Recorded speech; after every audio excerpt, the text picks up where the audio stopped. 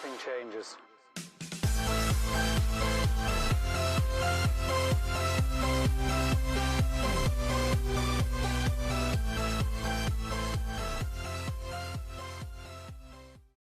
All right, what's up everybody? Welcome to a new week. As promised, I was gonna take you guys back out shopping, and I don't know if anybody knew exactly where I was headed. I mentioned it and kind of dropped some hints on Instagram and whatnot, but I am at one of the local pawn shops here in my town. I want to take you guys inside two of them, which are both corporate pawn shops. 95% of our pawn shops in this area are corporate. They're owned by Value Pawn and Cash America. There's probably about 50 of them within an hour of me, not even exaggerating. It's probably more than that. But I wanted to take you into two of those, show you how corporate pawn shops work. Now, mom and pop shops are gonna be a lot different, a lot more leeway, a lot more negotiating room, but I just wanted to give you guys an idea. Now, I've done pawn shop videos, but it's been a very long time. I used to run most of my business just off of pawn shop purchases, probably $150,000, $200,000 a couple years ago. The problem is all the mom and pops got bought up by the corporates, and it caused the corporates, once they owned the market, to raise all the prices. So it got really hard. Now, you can still make money at corporate. You just have to get to know the managers. You have to get deals from them. They do have room to negotiate a little bit. You also have to take your sales tax certificate in there. If you don't have a sales tax certificate, if you don't know what a sales tax certificate is, make sure you get my accounting program. It's linked below, and it'll show you how to get one, how to use it, and how to save money. The thing about it is, when you bring that in here and you're buying pawn shop stuff isn't $2 thrift store finds. You're buying $30 cameras to sell for 70 or 80. So you're gonna spend a little bit of sales tax, $5, $10, $20 in sales tax. Every time you come in, it adds up if you're using a sales tax certificate and getting it tax-free to resell, only for items you resell. So let's go inside. Let me show you how they set up their merchandise, at least in these stores, show you how I would break it down, whether I would buy it or not, the prices, and then we'll see what you guys think in the comment section of pawn shops. Maybe you guys have a lot of pawn shops near you and you can make some money. All right, like I said, corporate, this is Value Pawn. There's another one over there that we're gonna go in just a minute that's Cash America. They're right next to each other. Don't be scared of pawn shops. They do have a bad reputation, but they're not all bad. You'll see when I get inside here.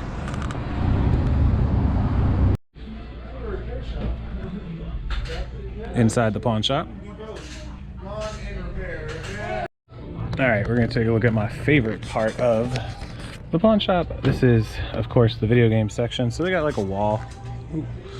And so you can see like PS4s, Xbox One, Xbox 360. And so what you would do is, I kind of got to the point where I can look and recognize, you know, like pretty much like junk. I can go through here and just know that most of these games are worth like $5, $6, $7. You know, they're not worth buying. After fees and shipping, you'll be left with like $1, $2. And that's not even counting whatever I'm going to pay them, even if it is just $1 or $2 game here. So on older games, you have to look for ones that have weird titles. Like even this Destiny one, the Taken King, I mean, you know, they have $8 on this. This game's probably worth 10 to 15, maybe. So you can kind of see, and this is what I was talking about. You know, here's Final Fantasy 15. I was looking at this the other day. They have 6 on this. And so if we look up a Final Fantasy 15, which I can go ahead and do for you guys right now on my phone, let's just see what it's worth. So they've got $6 on it. Final Fantasy 15 PS4, right? And then we're going to go to solds, and we're going to go to condition. Doesn't even matter. We're just going to go to solds down here. Solds, done.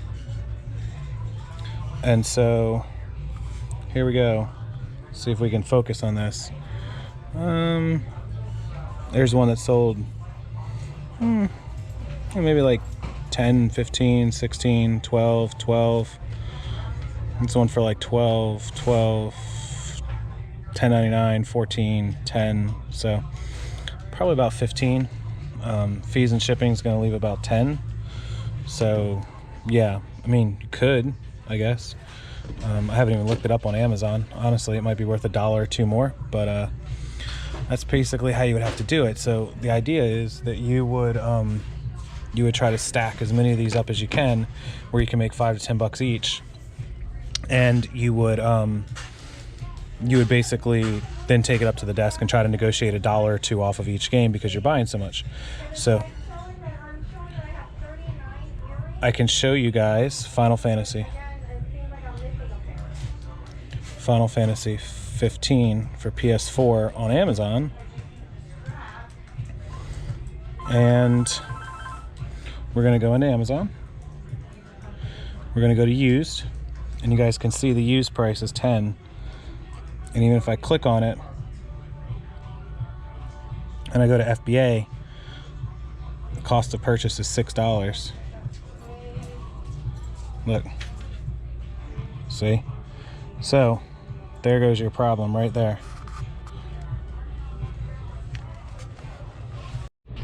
Of course, I'm in Florida, so they sell lots and lots of guns here. Other stores may not sell them, other states, but we do.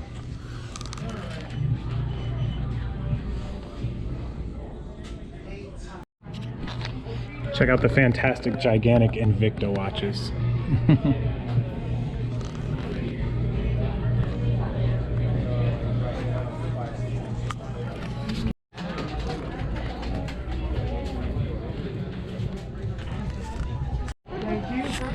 So there's like a Coach bag here, and it's 70, but you guys see this kind of breakdown. Look, if it doesn't sell by September 21st, which is soon, it goes down to 56, and then 50, and then 45, and then 41. So this immediately tells me they paid probably $20 for this, and it's currently priced at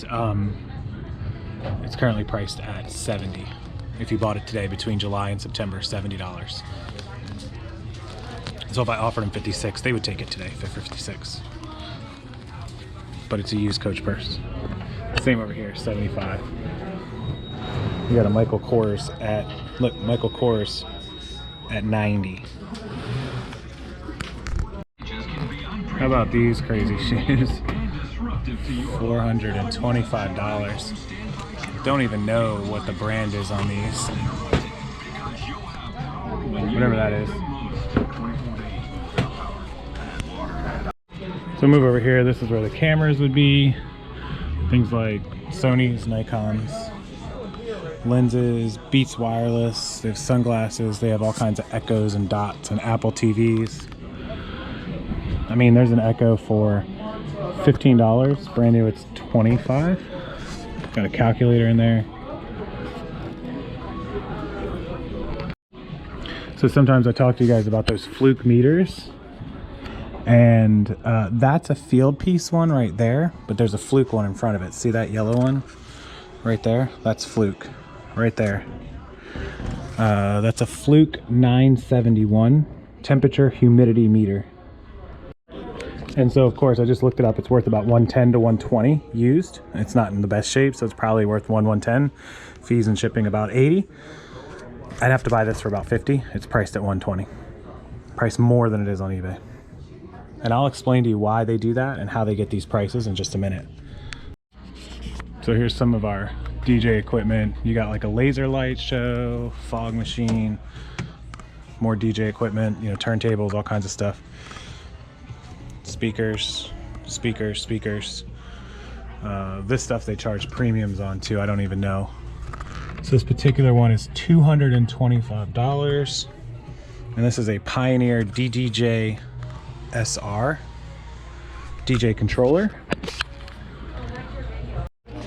Okay, so this one is actually not bad. So let me show you. Look.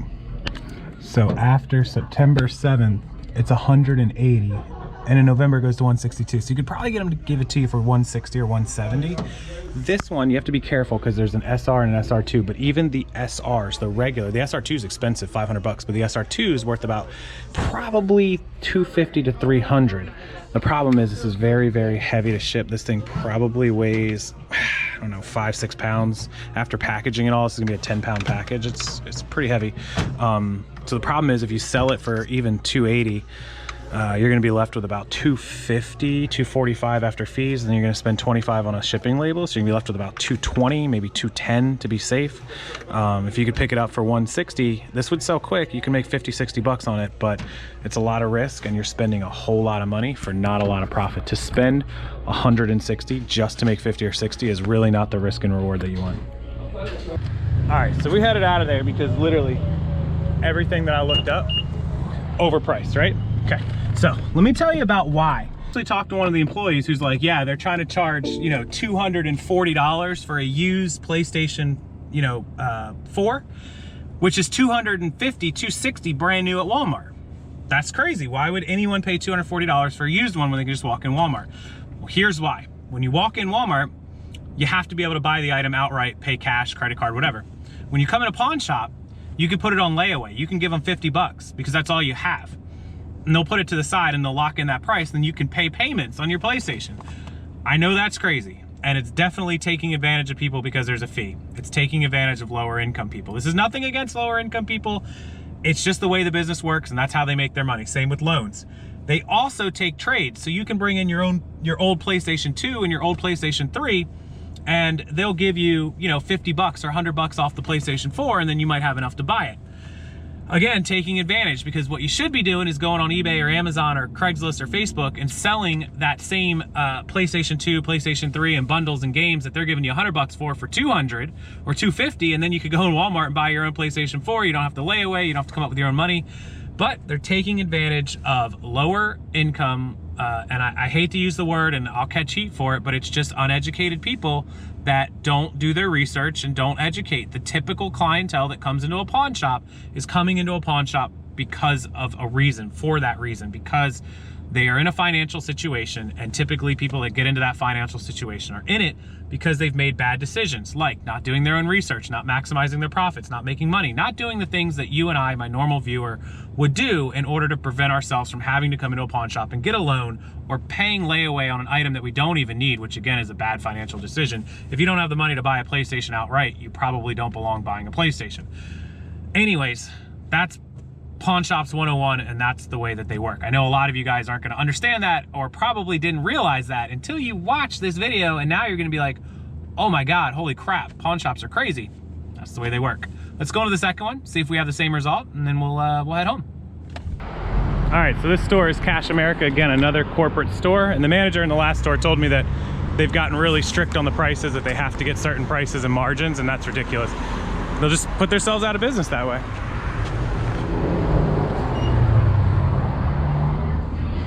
All right, we got calculators and tablets here. So, got a 2 TIs, 80, looks like an 83 plus and an 84 maybe. Anyway, 60 bucks. It's probably worth about 70, 80, and 40 is probably worth about 40, 50.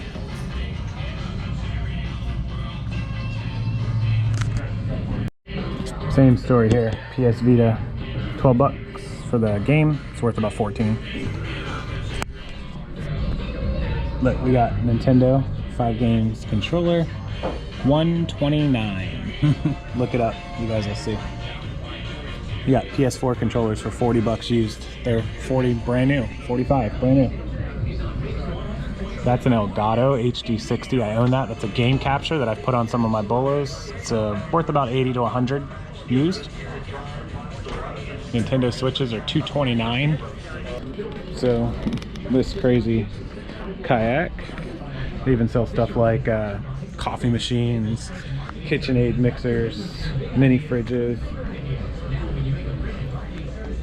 Here's our video game wall, PS4s. So we come over here and we've got games with no prices. Games with no prices. Get prices at front counter. Why would I want to do that?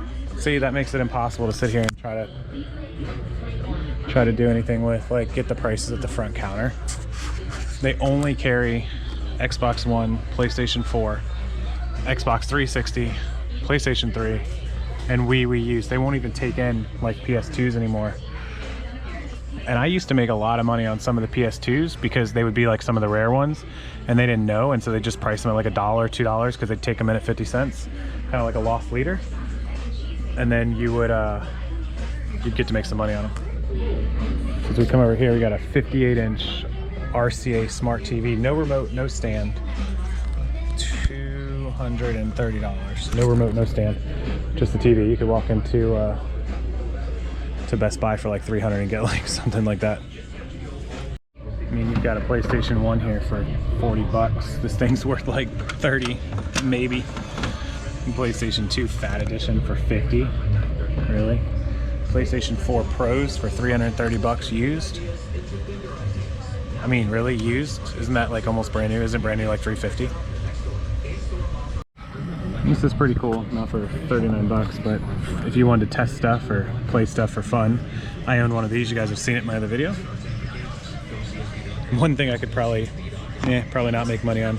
This is Connect, 360 Connect. I used to sell these for 25. All right, so I came back from the pawn shops, and you guys can see, man, these corporate shops here in Florida, everything has gone up in price, be it the thrift stores, the Goodwill, the pawn shops. You might live in Chicago, Denver, Austin, wherever that has great prices, but here in Florida, this business has gotten very, very, very difficult. And this is why I make the videos for you guys, teaching you how to go around the middleman, how to go around the thrift store, how to go around the pawn shops. Remember, they're out to make a buck, to make a profit, not to help us make a profit. And even though I know that, I still think they're ridiculous in their prices, asking full retail for stuff, taking advantage of people, not helping people that are lower income or lower class or whatever you want to call it, just helping themselves. And that's, you know, the Goodwill, that is just not okay. The pawn shops, yeah, they're for profit. They're you know, they're what they're supposed to be. They're a pawn shop making money, the most money they can. But at the end of the day, charging full retail for stuff that's used, ridiculous. Anyways, that's how it is in Florida. I don't know how it is in your city, but that's why we have to buy from yard sales, estate sales, and places where it's not a company that's trying to line their pockets. It's somebody just trying to get rid of stuff, and that's how we have to make money. So, you know, very soon I'm gonna come up with an entire thing on how to get stuff by going around the middleman. I've made a few videos on it, and everybody wants to know, like, hey, I wanna do this, but I don't wanna have to rely on thrift stores or pawn shops because they just charge way too much money. Maybe you live in Florida, maybe your city where you live, California, New York, is the same way, and so you need some alternative options, and I'm working on that for you guys. So make sure you stay tuned. Also, down below, I put out the accounting spreadsheet for free.